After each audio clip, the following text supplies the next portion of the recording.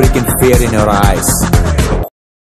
నువ్వు నాతో ఏమన్నావో నేనే విన్నాను, బదులేదు ఏం చెప్పావో ఏమనుకున్నాను.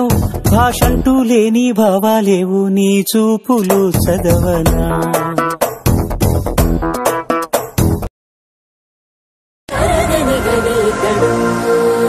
సుగుణములెన్నిటికో